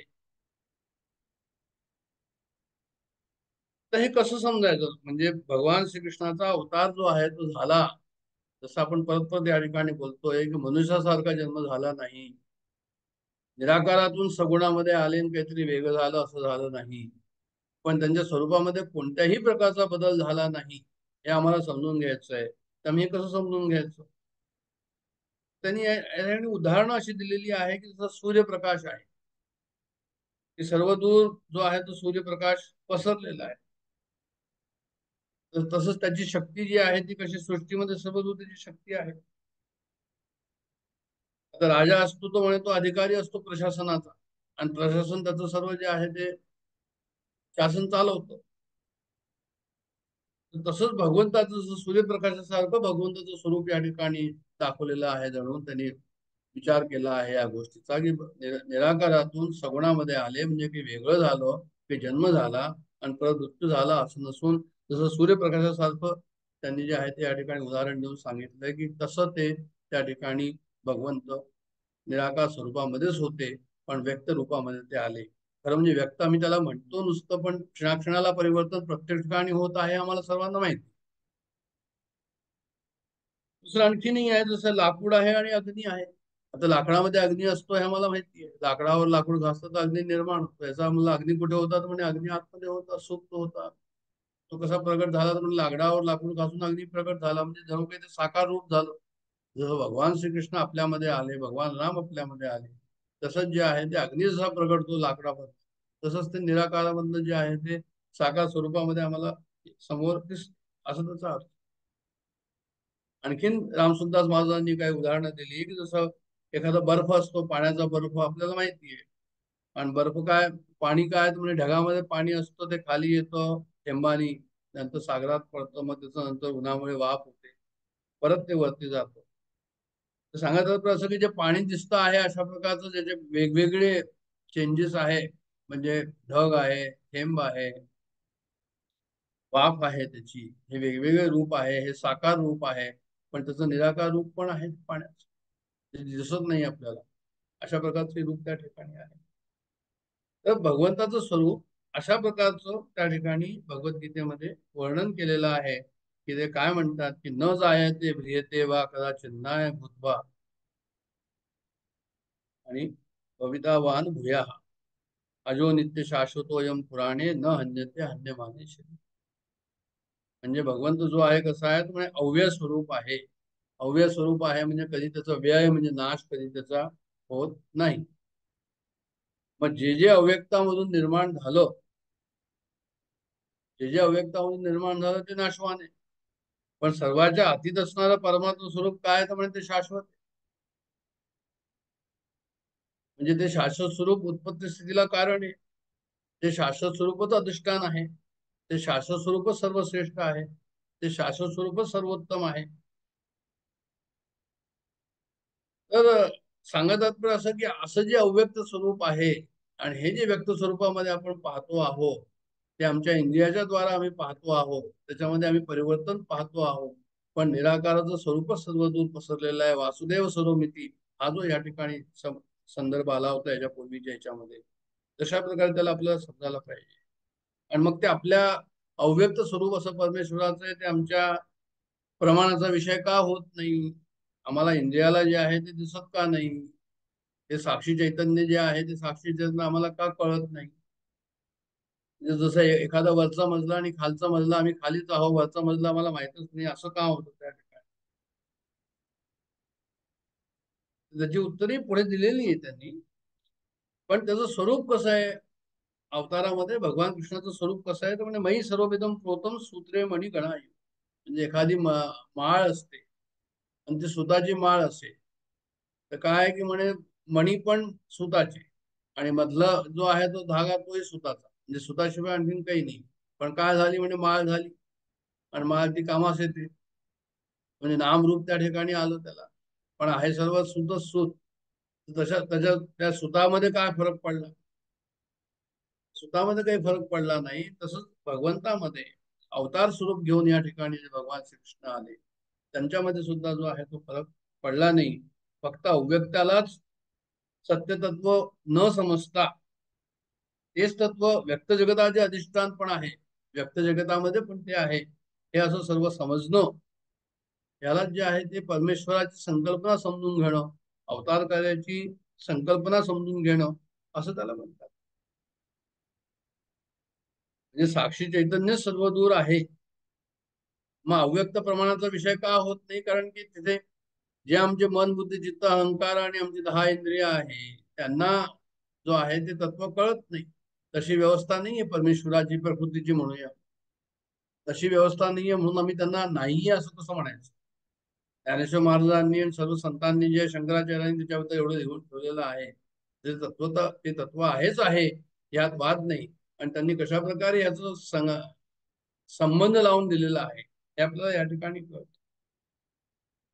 म्हणजे चिन्मयानंद स्वामी जेव्हा याच्यावर हे करतात, भाष्य करतात ह्या श्लोकावर, तर ते म्हणतात की जे व्यक्त तेच सत्य तत्व हे समजण्याची आम्हाला चूक होऊ देऊ नये असं म्हणतात. जे व्यक्त तत्व तेच सत्य तत्व हे समजण्याची चूक होऊ देऊ नये म्हणून व्यास महाराजांनी भगवद्गीता लिहिताना हा श्लोक भगवंताच्या मुखातून वदवला. तर हे पहा, सर्व ह्यांनी जे लिहिलेलं आहे या ठिकाणी त्या पाठीमागचा संदर्भ पाहिला तर सकाम भक्ती, देवता, निरनिळ्या देवता. बरं, निरनिळ्या देवता सुद्धा ठीक आहे, पण एकाच संप्रदायामध्ये वेगवेगळे देवता आणि त्यांची आपसातली भांडणं, वेगवेगळ्या धर्मामधली भांडणं. म्हणून ते या ठिकाणी म्हणतात की जे आहे ते कलियुगामध्ये अशी जी अवस्था आलेली आहे, भांडण जे आहे ते विकोपाला जातात. त्यामुळे जणू काही ते व्यासांना त्याच्याबद्दल कल्पना होते म्हणून त्यांनी जे आहे ते अशा प्रकारचे भगवद्गीतेमध्ये हे लिहिले की भैया तुम्ही असं नका समजू की औषधाऐवजी बाटलीची पूजा करता, गुरुतत्वाऐवजी त्यांच्या शरीराची कृतीकडे तुम्ही जे आहे त्याचा वाहवा करता आणि त्यांचं तत्व गुरुतत्व विसरून जाता. ईश्वर तत्वाऐवजी त्याची जी मूर्ती आहे रामरूपामध्ये कृष्ण रूपामध्ये त्याच्या पाठीमागे लागलेला आहे आणि त्याचं तत्वरूप जे आहे स्वरूप ते तुम्ही विसरून जाता. हा फुलपणा हा श्लोक आपल्या समोर आणतो असं त्यांनी त्या ठिकाणी लिहिलेलं आहे. हे सर्व सांगण्याचं तात्पर्य काय की आम्ही सगुण साकार भक्ती करावी, न करायला कोणीच काही म्हटलेलं नाहीये. पण नेहमी आम्ही लक्षात ठेवावं की सगुणाचे आधारे निर्गुण पाविले निर्धार. आम्ही आम्हाला ओळखण्याकरता सगुण स्वरूपामध्ये भक्ती करून त्याच्याकडनं आम्ही आपली शक्ती निर्माण करावी, ग्रहण करावी. आणि ती शक्ती ग्रहण जे आहे ते करून मी कोण, खरा कोण, याच्यामध्ये जे आहे ते सर्व इन्व्हेस्टमेंट त्याचं झालं पाहिजे असं या ठिकाणी त्यांना सांगायचं आहे. म्हणजे ही स्पष्टता हवी की जेव्हा स्थिर होईल बुद्धी, जेव्हा स्थिर मन होईल, त्या स्थिर बुद्धीमधनं, त्या स्थिर मनामधनच जे आहे ते काय होईल त्यामुळे ते आत्मतत्व त्या ठिकाणी प्रगट रूपाला येईल. मग जे आहे ते आत्मतत्व प्रगट होणार नाही जर तुमचं चित्त मलिन असेल. स्थिर मन आणि स्थिर बुद्धीतून आत्मतत्व प्रगट होतं. म्हणजे निम्न प्रकृतीची, निम्न ज्या प्रकृती असतात, निम्न प्रकृती काम क्रोध लोभ मोह मद मत्सर किंवा कोणत्याही प्रकारच्या निम्न प्रकृती आहे त्यांचं पूर्ण उदात्तीकरण केव्हा होईल? तर पूर्ण उदात्तीकरण होण्याकरता सर्वात पहिले त्यांचं शुद्ध मन आणि शुद्ध बुद्धी झाल्यानंतर त्यांचं पूर्ण उदात्तीकरण होऊन ते आपल्या समोर येईल. आणि मग तेच जे आहे ते असेच महापुरुष मग ख्रिस्त, महावीर, बुद्ध, राम, कृष्ण हे सर्व जे आहे त्यांचं काय, त्यामुळे ते आत्मतत्व पूर्णपणे त्या ठिकाणी प्रगटलेलं आहे असं त्याचा अर्थ आहे. तर यांचं शारीरिक आणि बौद्धिक अभिव्यक्ती म्हणजे भगवंताचं म्हणतात येते की भगवंताची शारीरिक अभिव्यक्ती बौद्धिक अभिव्यक्तीचं म्हणजे त्याला नीट समजून घ्यावं. म्हणजे असं न करावं की आपण लाटेला समुद्र समजतोय. भगवंताचं स्वरूप, रामाचं स्वरूप ते आपल्या उपासनेकरता त्या ठिकाणी आहे. आणि त्याला जे आहे ते सागर मानणं हे योग्य नाही असं त्यांना म्हणायचं आहे.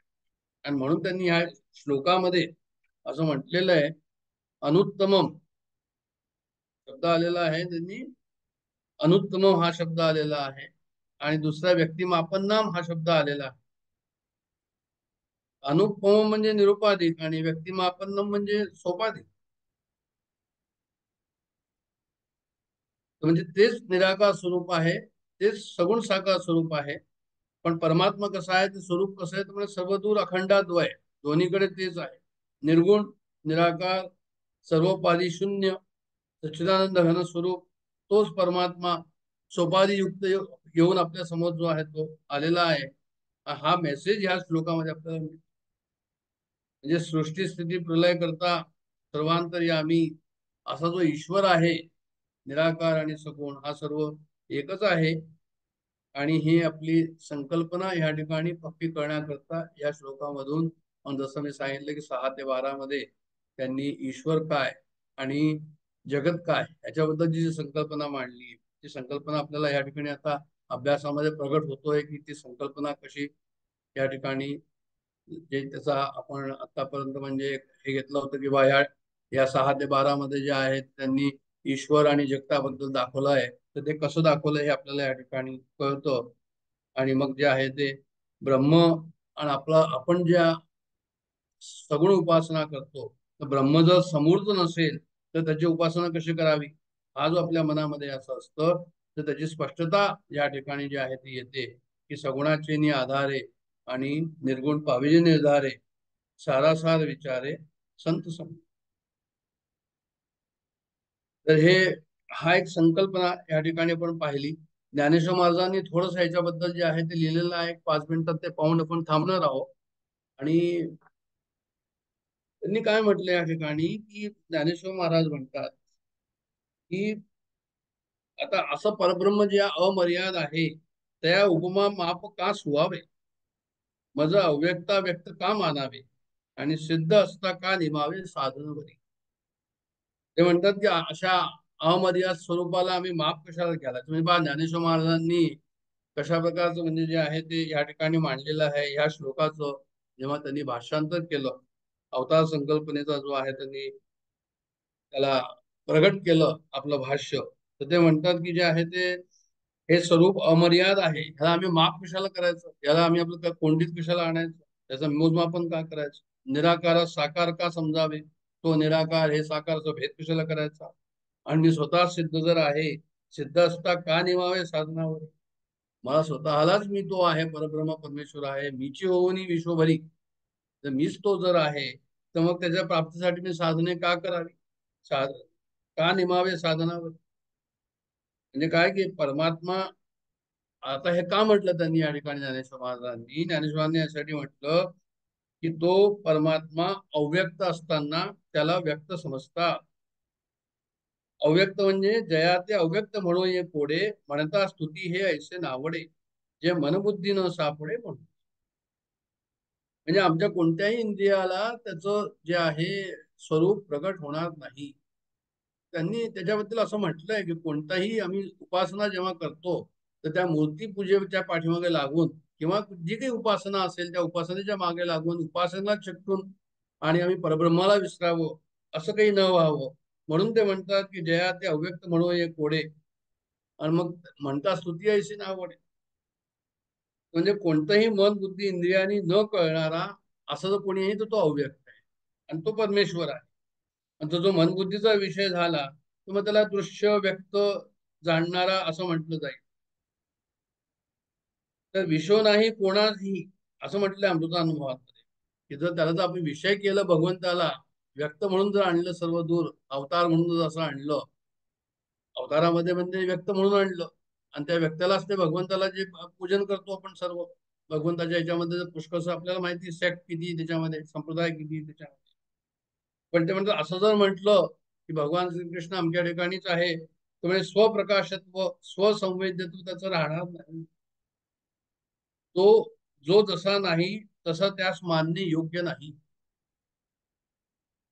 तर हे समजून घ्यायला पाहिजे की ही संकल्पना ईश्वराची संकल्पना, अवताराची संकल्पना जी काय, म्हणून त्याला त्यांनी अबुद्ध म्हणजे अल्पबुद्धीचे असं म्हटलेलं आहे. हा निषेधवाचक शब्द नाहीये, पण म्हणतात की अल्पता सांगणार आहे. तर असे ज्ञानरहित लोक जे आहेत ते काय करतात म्हणजे परमात्माला अमर्याद जो परमात्मा आहे त्याला कोणीही कोणतीही देशकालाची मर्यादा घालून इंद्रिय गोचर किंवा अन्याप्रमाणे गोचर करायचा प्रयत्न करतात. प्रमाणाचा त्याला माप घालू पाहतात, मोजमाप करू पाहतात. पण भगवंतांनी असं म्हटलंय 9व्या अध्यायात की अवजानंती मा मुडा. मुडा हे विशेषण दिलंय त्या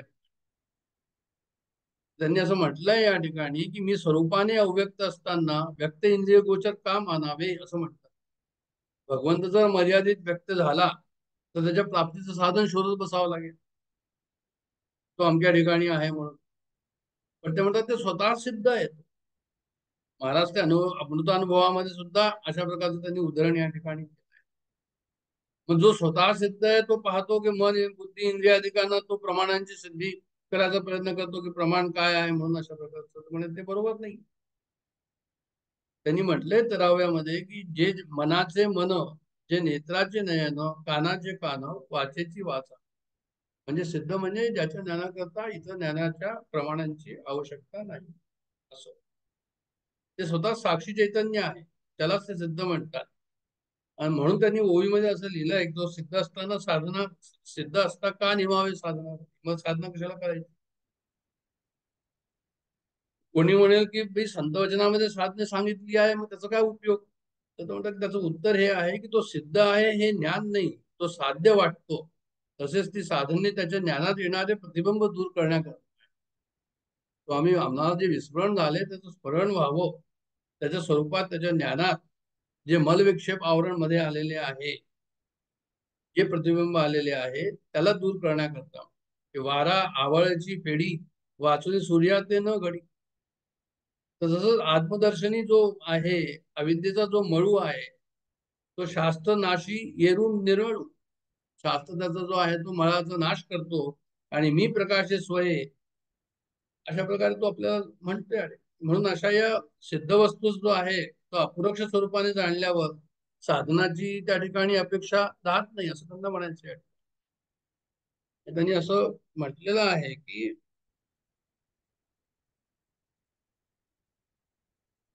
आपल्याला आम्हाला त्याचा अनुभव काय आहे तर म्हणजे तुम्ही सुषुप्तीमध्ये जेव्हा गाढ झोपेमध्ये असतात तेव्हा कोण असतं तर म्हणजे ते शुद्ध स्वरूपच आपलं असतं.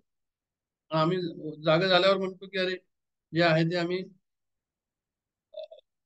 चांगलं, जो आम्हाला झोप लागली म्हणजे त्या आम्हाला त्याचं स्वरूपाचं जे आहे ते ज्ञान झालं, जणू आम्हाला त्याचा आनंद आम्हाला जो आहे तो समोर मिळाला. तर येन विज्ञाने सर्व विज्ञानतम भवती. येन विज्ञानेन सर्व विज्ञातम भवती. एक जाणल्याने सर्व जाणलं जातं असं जे म्हणतात ते आम्ही सिद्ध आहोत. जे हरवलं ते माझ्यामध्येच आहे. सुषुप्तीमध्ये त्याचं उदाहरण दिलंय. तिन्ही अवस्थामध्ये जर भगवंत ही जाणीव जर असेल तर आम्ही सिद्ध आहोत हे आम्हाला कळेल. पण होतं काय की आम्हाला ही वृत्ती आता जसं या ठिकाणी बोलतो आहे, आम्हाला पटवून घेण्याचा प्रयत्न करतोय, पटतही आहे. पण ही एकविध ही जी वृत्ती आहे ही राहत नाही अंतरी. एक वृत्ती न राहे अंतरी आणि स्मरणेचे हरी विस्मरण. ते तर असं म्हणतात की म्हणजे आम्ही याचं भगवंताचं स्मरण करायला बसलो आहोत, त्या स्मरण करता करता तो विस्मरण होतं भगवंताचं. मग इतर वेळेस काय सांगावं संसारात असतात. अशा प्रकारची परिस्थिती असताना सिद्ध असता का निभावे असं सिद्ध आम्ही आहोत, पण आम्हाला माहित नाही. म्हणून आम्ही जे आहे त्या ठिकाणी अशा प्रकारे आमची अवस्था असते. म्हणून म्हणतात की दुसरा जो त्यांनी विचार या ठिकाणी दिला आहे की परिहा बोल आघवा जरी विचार विचारी दुसरे पांडवा तरी विशेष या जीवा न चोच वेगा. म्हणजे ते म्हणतात की आता मी जे बोललो ते जे आहे त्याचा विचार करावा आणि त्याचा विचार करून जो आहे ते त्याप्रमाणे तुम्ही पाहाल की त्या विचाराला सहन नाही होत का, असं तर नाहीये. बोलण्याचा खरोखर विचार केला तर असं वाटतं की बहुत करून जीवांना ही गोष्ट समजतच नाही. एक तर समजत नाही, ऐकायला आम्ही तेवढं तयार नाही, अनुभव तर आणखीन दूर राहायला. म्हणजे आमच्यामध्ये उत्तमोत्तम अनुभव घेण्याची शक्यता आहे, शक्ती आहे. पण काय होतं की त्या योगमायेने आम्हाला झाकलेलं आहे, त्यामुळे आम्ही त्याला ओळखून पावत नाही. म्हणजे आता आम्हाला जसं कळलं, आम्हाला माहिती आहे की सर्व भगवंताचंच आहे, तर आम्ही संसारामध्ये काय करावं, पथ्य पाळावी, काळजी घ्यावी, काळजी करू नये, अशा प्रकारचं ते आपल्याला आहे, शास्त्र सांगतो. पण आम्ही काय करतो, तो म्हणजे नाही, आम्ही काळजी जी आहे ते त्या ठिकाणी काळजीच करतो. त्यांनी उदाहरण दिलंय बेलसऱ्यांनी, की म्हणे जे आहे ते महाराजांना एकाने विचारलं, की म्हणे जे आहे महाराजांनी विचारलं, तुला कशाची काळजी आहे? त्यांनी म्हटलं की नाही, माझ्याकडे सर्व काही आहे, मुलगा हा पैसा कसा सांभाळेल याची काळजी आहे मला. पैसा आहे, पण मुलगा कसा कसा पैसा सांभाळेल हे त्याची काळजी. त्यांनी असं लिहिलंय की सत्पुरुषांना काळजीचं अतिशय वावडं, म्हणजे भगवंताला विसरल्याशिवाय काळजी लागणं बंद होत नाही. म्हणजे तुम्हाला जर काळजी लागली तर म्हणजे त्यावेळेस तुम्ही भगवंताला विसरलेला आहात. आता खरं म्हणजे काळजी, आता हे कोण म्हणतंय? ज्ञानेश्वर महाराज म्हणतात की काळजी करू नये, काळजी घ्यावी. आणि सांगणारा कोण? तर ते म्हणे ज्याला खायला नाही, राहायला घर नाही, घालायला कपडे नाही, समाजात मान्यता नाही, त्याच्या अनुभवाची ही श्रीमंती आहे. अशा प्रकारचे शब्द ज्ञानेश्वर महाराज या ठिकाणी प्रकट करतात. आता मी इथे थांबतोय, फक्त त्यांनी हेच सांगितलं या ठिकाणी शेवटलं, की म्हणे काय, की म्हणे आम्ही काय करावं. म्हणे आता हा ईश्वरी संकल्पनेचा आम्हाला जो आहे तो मी समजून घेतला. आम्ही जो आहे तो हाही अभ्यास केला, काय म्हणतात त्याला, की अवतार संकल्पना काय असते हे समजून घेतलं. तर आम्ही काय करावं, तर म्हणे आमच्या मनामध्ये नेहमी आम्ही अशी, आमची दृष्टी मर्यादित आहे, तर आमची दृष्टी मर्यादित आहे, तर आम्ही ईश्वराला प्रार्थना करावी की आम्हाला त्याची जे आहे ते आठवण ठेव, त्याचं दर्शन दे, आणि तुमच्या इच्छेने जे व्हायचं असेल ते होऊ दे. तर तो असं जर आपण नेहमी म्हटलं आणि जे होत आहे ते त्याच्या इच्छेनेच होत आहे, अशा प्रकारचा आम्ही विचार केला, तर मग जे आहे ते आम्हाला साधनेमध्ये आम्हाला पुढे जाता येईल आणि आपल्या गंतव्याला पोचता येईल. जय जय रघुवीर समर्थ.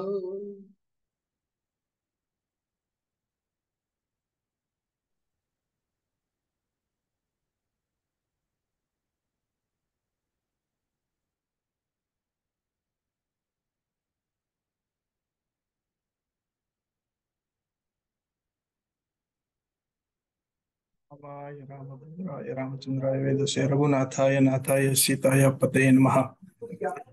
परमपूज्य डॉक्टर काकांना स्मरणपूर्वक वंदन करतो.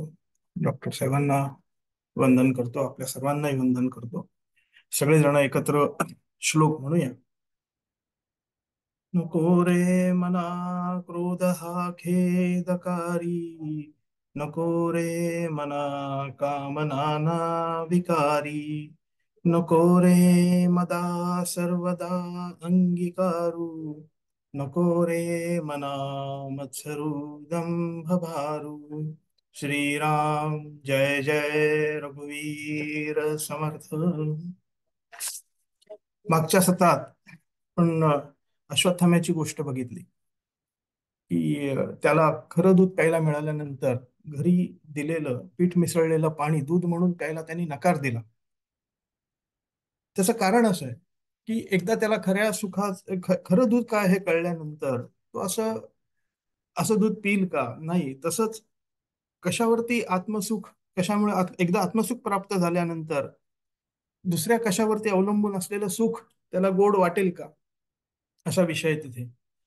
आणि सारांश असा की एकदा खरं सर्वोच्च कशावर अवलंबून असलेलं खरं सुख जेव्हा कळेल, त्या दिवशी खोट्या सुखाच्या नादाला कोणी लागेल का? तुकाराम महाराज म्हणाले की सुखमय ऐसा कोण आहे, एका माझ्या पांडुरंगा वाचुनी, असं त्यांचं सांगणं आहे. अशा तऱ्हेने आतमध्ये मला पक्क माहिती पाहिजे की मला खरं सुख पाहिजे, आत्मसुख हवं. त्या आत्मसुखाकरता ही सर्व धडपड आहे. जगातल्या सर्व उपासना, सर्व अनुग्रह, सर्व परमार्थ मार्ग, सर्व पंथ, हा सगळा खटाटोप हा सुखाकरता आहे. आणि या आत्मसुखाच्या आड येणारी जी प्रतिबंध आहेत किंवा आरशावरची धूळ आहेत ती पुसण्याचा उपाय समर्थ मनाच्या श्लोकातून करतात. नको रे मना क्रोध हा खेदकारी, हे पहिलं चरण आहे. त्याच्यावरती आपण विचार करू. काम, क्रोध, लोभ, मोह, मद, मत्सर हे आपण नेहमी ऐकलं आहे. यातील क्रोध, काम, मद, मत्सर या 4 विकारांचा विचार या श्लोकामध्ये येतो. मनुष्याला त्रास होतो आणि मग त्याला तो क्रोध येतो. मनासारखं घडत नाही तेव्हा चिडचिड होते, ती मनुष्य प्रकट करेल नाही तर करणार करणार नाही का? तर क्रोध बुद्धीमध्ये येतो, त्यावेळी तो बुद्धीतील काहीतरी बाहेर ढकलतो. युरेका युरेका म्हणतो काय? तर बुद्धीतला आत्मसुखाचा जो निश्चय आहे तो बाहेर ढकलतो. साधना उपासना आपण करत असू तर त्या उपासनेने आपल्या बुद्धिमत्तेमध्ये एक प्रकारे जी दैवी शक्ती वाढलेली असते, ती दैवी शक्ती तो बाहेर ढकलतो. आपण घरात जपाला बसतो किंवा पूजेला बसतो. पूर्वीच्या काळात असं होतं की एक श्लोक म्हटला जायचा, त्यात अक्रोधने हा शब्द होता. पूजेच्या आधी सुरू व्हायचा तो श्लोक, आणि अक्रोधने हा शब्द होता. मी आता 2 तास चिडणार नाही, म्हणजे माझी पूजा होईपर्यंत मी चिडणार नाही, आणि हे लक्षात राहावं म्हणून सोवळं नेसायची एक पद्धत होती. त्याला फक्त ते वस्त्रच म्हणून ते वेगळं असं नाहीये. तर त्याच्या मागचा विचार असा होता की मी आता व्रतस्थ आहे, म्हणून मला आता लक्ष द्यायचं आहे, ते माझ्या पूजेकरती लक्ष द्यायचं आहे. मला कुठल्याही कुसंस्काराचं दर्शन नको, कुठल्याही कुसंस्काराचा स्पर्श नको, आणि माझ्या भोवती मला शुभ्र वलय हवं आहे. आणि त्या शुभ्र वलयाचा, वलय या शब्दाचा अपभ्रंश सोवळ असा झाला. तो आवरा डिस्टर्ब होता कामा नये. आणि तसा माझा आतलाही, आता मी अनुष्ठानाला बसणार आहे, जपाला बसणार आहे, तो आतला आवरा सुद्धा डिस्टर्ब होता कामा नये, हा त्याच्या मागचा उद्देश. माझ्या चित्तामध्ये विकार येता कामा नये म्हणून तो अक्रोधने हा शब्द असलेला मंत्र यायचा. मी आता चिडणार नाही, कारण क्रोध आला की उपासना गेली. अनेक वेळा असं म्हणतात की ज्या साधकाची चिडचिड होते त्याच्या उपासनेला घाबरू नये. का? तर त्यांना आलेला क्रोध त्यांची उपासना त्या क्षणाला नाहीशी करतो. त्यामुळे त्याच्या उपासनेपासून आपल्याला कुठलाही भय नाही. मग आपण हवा तसा अन्याय करू शकतो, असा त्याचा अर्थ. तर केवढं मोठं नुकसान आहे हे, की म्हणजे उपासनेला बसत असताना सुद्धा क्रोध येणं, हा सुद्धा, यांनी सुद्धा आपलं केवढं नुकसान होत असेल याचा आपण विचार करायला हवा. म्हणून सगळे संत पहिल्यांदा कुठल्या विषयावरती जर विजय मिळवत असतील तर ते क्रोधावरती मिळवतात. नाव घ्या तुम्ही, तुकाराम महाराज असतील, नामदेव महाराज असतील. नामदेव महाराजांना ठराविक वेळे आलाय क्रोध, आपल्याला माहिती, ती खापराची गोष्ट. समर्थांना सगळ्यांना क्रोध आलेला आहे. हा आपण त्यांनी त्या क्रोधावरती विजय मिळवलेला आहे याचीच उदाहरणं आपल्याला त्याच्यामध्ये जास्त दिसून येतात. ज्ञानेश्वर, किती अन्याय झाला असेल, पण कुठे ज्ञानेश्वरीमध्ये आपल्याला उल्लेख सुद्धा सापडत नाही की समाजाने माझ्यावरती कसा अन्याय केलेला आहे.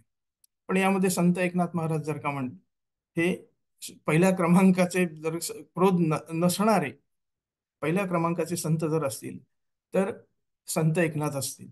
तर मग आता आपल्या मनासारखं घडत नाही, मग चिडचिड होते. म्हणून मग मनाला प्रॅक्टिस द्यायची असते की माझ्या मनासारखं घडत नाही तरी मी चिडणार नाही. गोंदवलेकर महाराज म्हणतात की शांत हा शब्द सुद्धा किती शांत वाटतो ऐकायला. विचार करा. आणि क्रोध म्हटल्यानंतर आपण सुद्धा सावध होतो. दुसरा जरी क्रोधित झाला तरी आपण तेव्हा सावध होतो.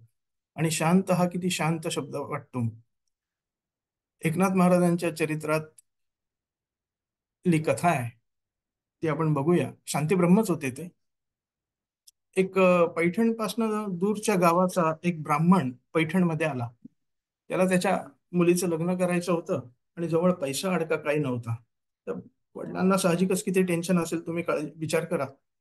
आणि तो पैठणमध्ये आला. तर पैठणमध्ये नाथांच्या वाड्याजवळ एक पार आहे, कुटाळकट्टा म्हणतात त्याला. म्हणजे आजही तुम्ही पैठणला गेला आणि तुम्ही गाईड घेतला तर तो पहिल्यांदा ते तुम्हाला कुटाळकट्टा दाखवतात आणि नंतर नाथांचं मंदिर दाखवतात. इतकी त्याची प्रसिद्धी त्या कुटाळकट्ट्याची. त्याचं कारण असं की त्या कुटाळकट्ट्यावरती जमणारी जी लोक होती, त्या पारावरती जमणारी लोक जी होती, ती नाथांना क्रोध आणायचा, त्रास द्यायचा, क्रोध आणायचा वारेमाप प्रयत्न केलेला आहे त्यांनी. हा ब्राह्मण तिथे जाऊन पोहोचला आणि तो कुटाळकट्ट्यावरती गेला, तिथे त्या पाराजवळ गेला. आत्ताच्या काळात आपण त्याला मीडिया म्हणूया. त्यांनी त्या ब्राह्मणाला भडकवलं. त्या ब्राह्मणाने त्याला सांगितलं की अरे मला काहीतरी मदत करा, की माझ्या मुलीचं लग्न आहे, मला काहीतरी पैसा द्या. यांना कारण मिळालं. कुटाळकट्ट्यावरची जी लोक होती त्यांनी सांगितलं ना त्या ब्राह्मणाला, एक काम कर म्हणा, की या वाड्यामध्ये जो माणूस राहतो ना म्हणे, त्याला तू चिडवून दाखव, त्याला क्रोध आला पाहिजे. ते जर का तू करून दाखवलं तर तुझ्या मुलीच्या लग्नासाठी आम्ही पैसे देऊ. आता अशी नियती असणारे लोक त्या मुलीच्या लग्नाला तरी पैसे देतील का? असं तो भाग वेगळा. त्यांनी सांगितलं की त्या माणसाला जर का क्रोध आला तर आम्ही तुला वाटेल तसे पैसे देऊ. मीडिया. आणि हा म्हणाला ठीक आहे. त्यांनी सगळी माहिती काढली, पण तो नाथांना काही तो ओळखत नव्हता, लांबचा होता. त्यांनी सगळी माहिती काढली. तो म्हणाला ठीक आहे, उद्याला बघा, उद्याला तुम्ही या इथे सकाळी 8 वाजता तुमचे कॅमेरे घेऊन, मी पण येतो आणि बघा मी क्रोध आणतो आणि मग नंतर तुम्ही मला जे माझं मागणं आहे ते पूर्ण करा, मुलीच्या लग्नासाठी पैसे द्या. ठीक आहे. दुसऱ्या दिवशी तो आला, चपलांना मस्तपैकी तेल लावलं, करा करा वाजणाऱ्या पूर्वीच्या चपला होत्या चामड्याच्या, जशा आता कोल्हापुरी करा करा वाजणाऱ्या चपल्या, तशा तो चपला घालून आला. तर सगळे नाथांचं टाइम टेबल माहिती करून घेतलं होतं. हा जेव्हा गेला तेव्हा नाथ देवपूजा करत होते आणि हा थेट चपला घालून त्या देवघरापर्यंत गेला, नाथांच्या शेजारी उभा राहिला. नाथांनी असं बघितलं आणि त्यांना ते पाय दिसले, वरती बघितलं, माणसाकडे बघितलं, पायात चपला आहेत आणि ते उठून उभे राहिले. त्यांना क्रोध आला नाही. त्यांनी साष्टांग नमस्कार घातला. म्हणाले, देवा काय परीक्षा बघता का माझी? मला क्रोध येईल असं वाटतंय का तुम्हाला? नाही आलाय, या बसा. त्याला तिथेच बसायला सांगितलं. पूजा झाली. पूजा झाल्यानंतर त्या म्हणाले की आता माझं भागवत आहे आणि त्याच्यानंतर प्रसाद असेल तर तुम्ही पण प्रसादाला थांबाल का, असं अगदी विनयाने विचारलं. त्या माणसाचं काम झालं नव्हतं. तो म्हणला ठीक आहे, थांबतो. भागवत भागवत झालं. नाथांचं पंगत बसली प्रसादाची आणि नाथांनी, अनोळखी माणूस आहे, नवीन आलेला आहे, भागवताला आहे, थांबला होता, त्याला पहिल्या पानावरती बसवलं. आणि त्या काळात अशी पद्धत होती की पंगतीत वाढताना, पानावरती तूप वाढताना जे यजमानी आणि बाई असतील त्यांनी तूप वाढावं, यजमानांनी तूप वाढायचं असतं. त्या यजमानी आणि बाईंनी तूप वाढायचं म्हणून गिरिजाबाई आल्या तुपाची कथली घेऊन आणि तूप वाढत होत्या. ह्यांनी काय करावं? हा उठला आणि गिरिजाबाईंच्या पाठीवरती जाऊन बसला. नाथ शेजारी बसले ते. नाथांनी बघितलं वरती आणि हसून गिरिजाबाईंना म्हणाले, गिरिजाबाई, हरिपंडित त्याचं लहानपण आठवत असेल ना तुम्हाला वगैरे म्हणून. तो ब्राह्मण इतका खजील झाला, तो खाली उतरला आणि त्यांनी नाथांना साष्टांग नमस्कार घातला आणि तो त्यांच्याशी काही बोलायला लागला. नाथ म्हणाले, थांबा थांबा, आधी जेवा, आपण नंतर बोलू. जेवण झाल्यानंतर त्या गृहस्थानं, त्या ब्राह्मणानं सगळी हकीकत सांगितली की मी असा असा आहे, आलो, मला मुलीच्या लग्नासाठी पैशाची गरज होती, मी पैठण गावात फिरत फिरत आलो याचक म्हणून, आणि इथे कुटाळ कट्ट्यावरची ही माणसं यांनी मला असं असं सांगितलं. नाथ म्हणाले, अरे तू काय वेडा आहेस का म्हणे, यार मग सांगायचं ना मला आधी, तसं मी तसा खोटा राग आणला असता, तुला तिकडने पैसे मिळाले असते वर मी सुद्धा तुला मुलीच्या लग्नासाठी पैसे दिले असते. किती नुकसान करून घेतलं स्वतःच. आणि नाथांनी त्या मुलीचं लग्न लावून दिलं. सांगायचा मुद्दा असा की इतकं झाल्यानंतर सुद्धा क्रोध आलेला नाहीये. परवा 240 जागा फक्त आल्या तर किती जणांना क्रोध आला आपण बघितलंय. 300 का नाही आले आणि 350 का नाही आले. असो, रामाच्या बाबतीत आपण उदाहरण घेऊ. उद्या राज्याभिषेक होणार आहे आणि फक्त काही मत होतं की रामाने वनवासात जावं. सगळे नाही म्हणत होते. दशरथ नाही म्हणत होता, लक्ष्मण नाही म्हणत होता, बाकी अयोध्येची प्रजा नाही म्हणत होती, सगळे सोडा, भरत सुद्धा नाही म्हणत होता. पण तरी सुद्धा अयोध्येचं राज्य, की जे इंद्रांना सुद्धा मोहात टाकणार होते, इतकी तिथली साधन संपत्ती होती, त्याला सुद्धा प्रभू रामचंद्र नाही म्हणाले आणि वनवासाला गेले. कुठे क्रोधाचा तिथे आविष्कार आहे का? तो नाही दिसत आपल्याला. समर्थ म्हणतात, नको रे मना क्रोध हा खेदकारी. पण दुसरा क्रोध बघू आपण. तो जर का सर्व कल्याणाचा क्रोध असेल तर तो येऊ नये का? तो यावा, पण तेवढ्या पुरताच असावा. म्हणजे समजा छत्रपती शिवाजी महाराज, अफजल खानाचा वध, क्रोध आला की नाही त्यांना? केव्हा क्रोध आला त्यांना? जेव्हा त्यांनी तुळजापूरचं मंदिर फोडलं, देवीची मूर्ती फोडली, त्या क्षणाला त्यांना क्रोध आला. तो क्रोध आलेला आहे, हा देवासाठी आलेला आहे, देवाचं संरक्षण व्हावं म्हणून आला आहे. अशा वेळी आलेला क्रोध वेगळा. अशी अनेक उदाहरणं आहेत. आपण तिकडे जास्तीत डिटेलमध्ये जाणार नाहीत, कारण मुख्य खेदकारी क्रोधाबद्दल आपला विचार आहे. पण तरी एक गोष्ट सांगतो गोंदवलेकर महाराजांची, की एकदा एक गृहस्थ आला त्यांच्याकडे आणि संतापाने त्यांच्याशी काहीतरी बोलायला लागला, वाद झाला. गोंदवलेकर महाराजही त्याच्यावरती रागावले आणि गोंदवलेकर महाराजांचे कानशिला लाल झाली. आणि भाऊसाहेब केतकर तिथे मागे बसले होते म्हणे, आणि त्यांनी विचारलं की महाराज तुम्हाला इतका क्रोध कसा काय आला वगैरे. महाराजांनी हळूच वळून त्यांना सांगितलं, माझा जो क्रोध आलाय ना तो इथपासून वरती आलेला आहे, इथपासून आलेला नाहीये. आणि अशा वेळी त्याला असं उत्तर देणं जर का भाग असेल तर थोडासा क्रोध येणार. तो क्रोध सर्वांच्या कल्याणाचा असावा. मुलं वेळेवरती उठत नसतील, क्रोध आला पाहिजे. मुलं व्यवस्थित अभ्यास करत नसतील तर क्रोध आला पाहिजे, कारण तो त्यांच्या कल्याणासाठी आहे म्हणून. स्वतःच्या स्वार्थासाठी जर का क्रोध असेल तर तो खेदकारी आहे, असं समर्थ पहिल्या चरणामध्ये सांगतात. बाकीच्या चरणांचा विचार आपण पुढे पुढच्या सत्रात जसा वेळ होईल तसा आपण करूया. इथे मी थांबतो आणि आपण सगळे आत्मषटक म्हणूया. जय जय रघुवीर समर्थ. मनोबुद्ध्यहंकार चित्तानि नाहं, न च श्रोत्रजिह्वे न च घ्राणनेत्रे, न च व्योम भूमिर्न तेजो न वायु, चिदानन्दरूप शिवोऽहं शिवोऽहम्. न च प्राणसंज्ञौ न वै पञ्चवायु, न वा सप्तधातुर्न वा पञ्चकोशः, न वाक्पाणिपादौ न चोपस्थपायु, चिदानन्दरूप शिवोऽहं शिवोऽहम्. न मे द्वेषरागौ न मे लोभमोहौ, मदो नैव मे नैव मात्सर्यभावा, न धर्मो न चार्थो न कामो न मोक्षा, चिदानन्दरूप शिवोऽहं शिवोऽहम्. न पुण्यं न पापं न सौख्यं न दुःखं, न मन्त्रो न तीर्थं न वेदा न यज्ञा, अहं भोजनं नैव भोज्यं न भोक्ता, चिदानन्दरूप शिवोऽहं शिवोऽहम्. न मे मृत्युशङ्का न मे जातिभेदा, पिता नैव मे नैव माता न जन्मा, न बन्धुर्न मित्रं गुरुर्नैव शिष्या, चिदानन्दरूप शिवोऽहं शिवोऽहम्. अहं निर्विकल्पो निराकाररूपो, विभुर्व्याप्य सर्वत्र सर्वेन्द्रियाणां, सदा मे समत्वं न मुक्तिर्न बन्धः, चिदानन्दरूप शिवोऽहं शिवोऽहम्.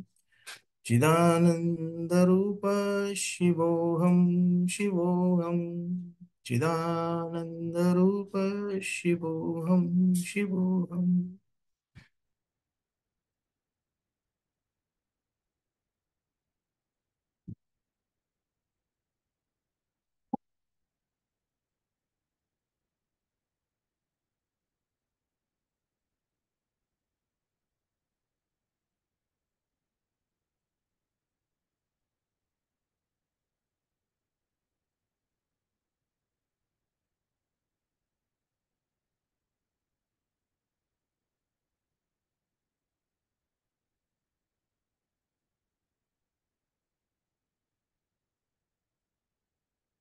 ॐ पूर्णमदः पूर्णमिदं पूर्णात् पूर्णमुदच्यते, पूर्णस्य पूर्णमादाय पूर्णमेवावशिष्यते. ॐ शान्ति शान्ति शान्तिः.